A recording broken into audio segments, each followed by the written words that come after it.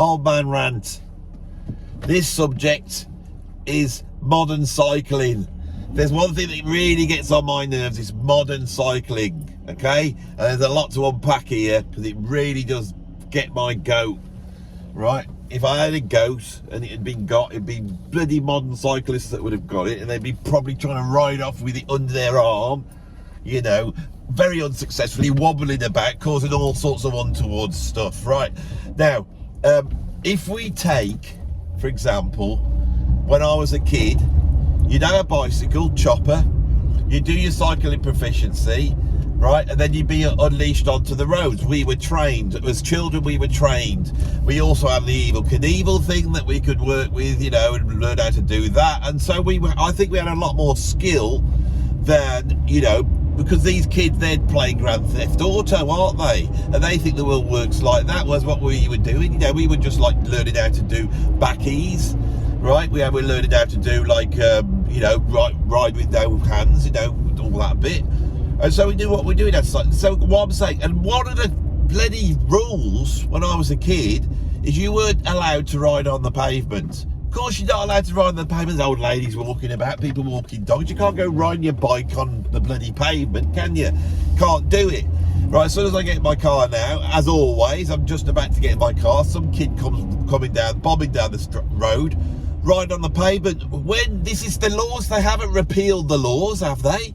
I mean, someone didn't go into Parliament and say, I think we should repeal the riding on the bloody sidewalk, or whatever we call it in the UK, pavement. I just thought I'd better say sidewalk for any American viewers. You know, but the pavement is a sidewalk, that's what we call it. There's another rant there, there's a whole rant there anyway. But the thing is that they're all riding around on their, you know, and it's like, you have to get out of their way. And the thing is that if you think about it, look, there he is, bloody bastard. Can you see him then? You know, he's got a helmet on, so if he drives into some old lady that's trying to walk home, his bloody skull will be all right, won't it? You know, let's forget about the old lady. You know, forget about the old lady, what she's got to do. Oh no, I've come down here to go to shopping. I know that woman. Is she going in or out? I mean, I mean, I've got so much to rant about. It's all right, she's going. I hate when you have to talk to people, you know, you see someone and you're trying to avoid them, you don't actually want to talk to, even though they're your friends and stuff. But they've gone anyway. So, yeah, I feel that, you know, this sort of slow erosion against criminal activity that we see, shoplifters aren't getting arrested, burglars aren't getting arrested, no one gets arrested for anything. The only thing you get arrested for now is saying nasty stuff on Facebook, or, you know, or being racist, right? You know, since when did racism become worse than killing some child walking down the road with his mom, and then someone coming round the corner on their bloody bike, full blast, with their great big helmet on, their mum and dad's made them wear? No one wore a helmet when I was a kid. You took the risk yourself.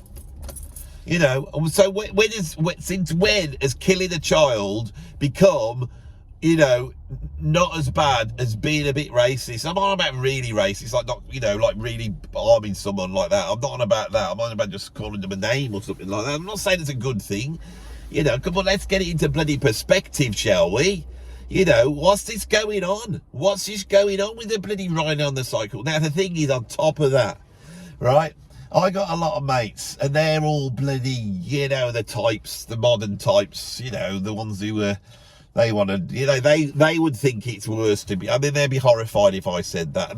They'd be saying, because I said that killing a child is probably a little bit worse than being a bit racist, they will now think I'm a racist. They'll be going, oh yeah, he doesn't care about the racism, does he? He thinks it's all right to be. I bet he wants to go back to the 1970s when everyone used to watch all these programs on television like Love Thy Neighbour and all that type of thing, and he wants to go back to that time, and it was a terrible time. Had National Front and people were getting, you know, the police would kill black people, and, you know, and all that bit, and he wants to go back to all that, you know. Well, I don't, you bloody pansy-faced lefty Burke. No, I don't. I just want it all in perspective. That's all I want. Now, you might want to ask what that's got to do with cycling. Well, the real lefty, bloody wokey lefty types that I know, they decide because of the global warming, because of all the carbon, right, all the carbon that we're kicking out, us British, all us British driving around our cars. I just kicked some carbon out here, coming here now.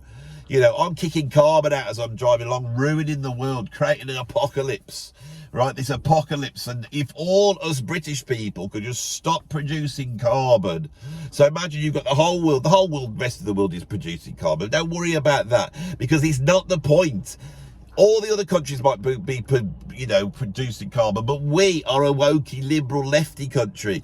And so, you know, when you look at the map and you see all the carbon rising out of China and bloody rising out of Russia, and you can see it, and Trump, he's got all his carbon rising up, hasn't he, out of his countries. Then you look, you see the little United Kingdom, little woke United Kingdom, there's no carbon coming out there. And then they can go, yes, I feel much happier now because I really want to be on the little bit of land. I want to live on the bit of land where there's no carbon coming out. So I had to get rid of my car, which I have done so, and now I have bought a bicycle.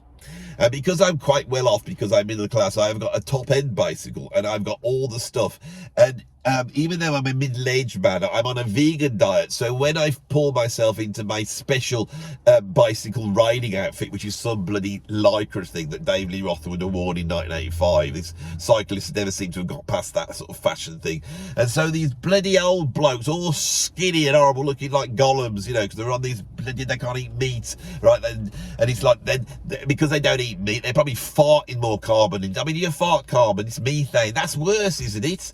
I bet the bloody, what's going to destroy the planet is not bloody carbon coming out of my car. It's all the bloody wokies like eating vegetables and nothing else but vegetables. They're farting methane up into the thing, because methane's worse than carbon. They're all to bloody blame. And then they're riding their bicycles about legs going up and down, arse going up and down, and then it's just like propelling them forward, isn't it, up into the air? And that's what they all do now. And it's like they go, I'm going to see I'm going to go and see my friend who's another wokey type that lives 400 miles away, and I'm going to ride on my bicycle. And then they got to bloody share it on Facebook, haven't them? You know, them riding down the road, them having a cup of tea at the side of the road, saying how great they are. And I feel like, have you got no kids, right? Do you never have to take anything up the tip? Why are you trying to put this idea out that you will create some sort of utopia because you want to ride a bloody bike everywhere, right? And I bet you'll ride on the pavement as well, breaking the law, risking people's lives, poor little old ladies, you know. It's not on, right? Bicycles, we need to go back to having bicycles where kids do the cycling proficiency.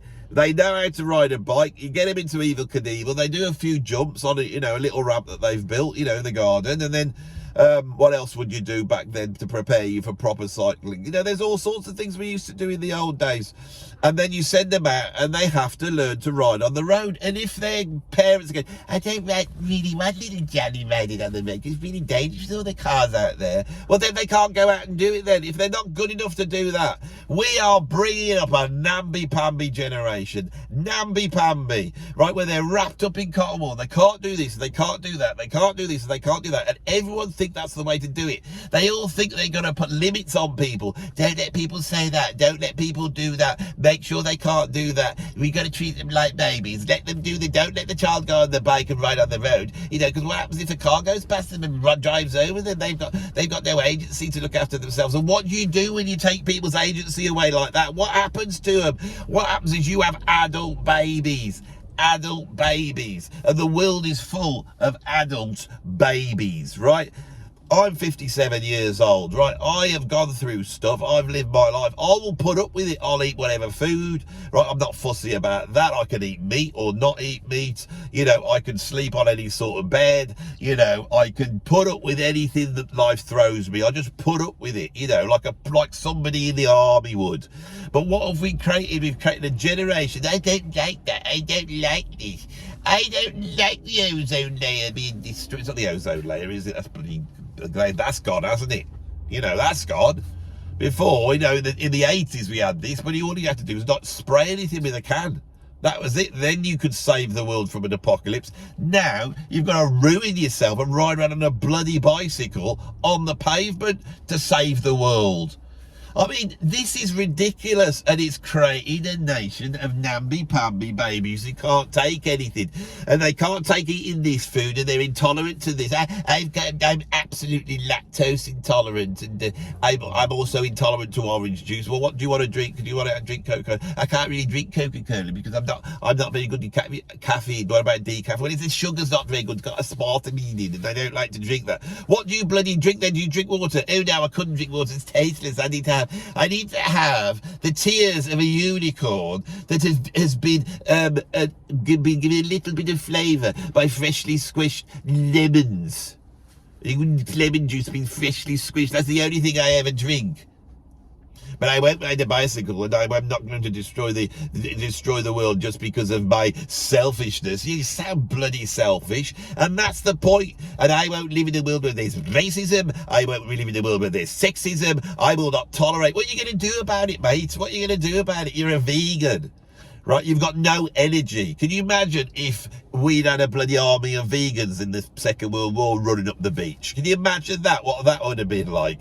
The Germans wouldn't have to have shot them, and they just had to watch them run up the beach and run out of energy, and then flop on the bloody thing. Go, oh, I'm a bit puffed. I need to eat something with a bit, a bit of energy in it. Like, has anyone got a nut roast I could eat, or whatever they bloody eat? Some bloody thing that Linda McCartney invented. I mean, it's just I don't think are they vegan? I don't know anything about it. The one thing I'll never be is a bloody vegan, right? That's the way it is. God, you got to draw the line somewhere. But if I start ranting on vegans, I mean, I am just this thing I'm doing here. This like real virtuoso insane ranting that I am doing on this channel. I mean, I don't even want anyone to see these. This is like experimental ranting for me. This is me trying different ideas out and then use them on the main channel. I'm just sketching. They're like sketches. These are ranting sketches. You don't understand what a ranting's an art form for me, right? Listen, there's no gaps in my, this is like virtuoso. I am like a jazz musician, but instead of playing phrases and going through the altered dominance when I hit those sort of minor 2-5-1s and being able to negotiate that while coming up with greatly phrased ideas.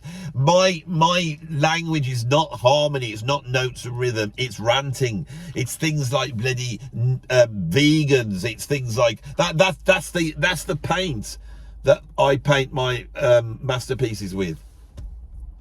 They're going to wonder what I'm shouting, aren't they? Who bloody cares what they think? This is the thing, we'll say what everyone thinks. They'll just have to put with some old bloke shouting into a phone. You're all bloody wokey bastards.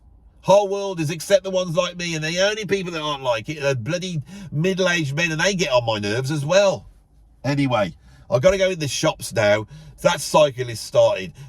Bloody let's sort these cyclists out. Let's get some kids out that can actually do something. Get them back on the roads. Get them dodging cars, maybe shoot at them while they're learning to, drive like they do in the army. Real bullets. That's what they're missing. Real bullets. Thank you. See you on the next one. Bye.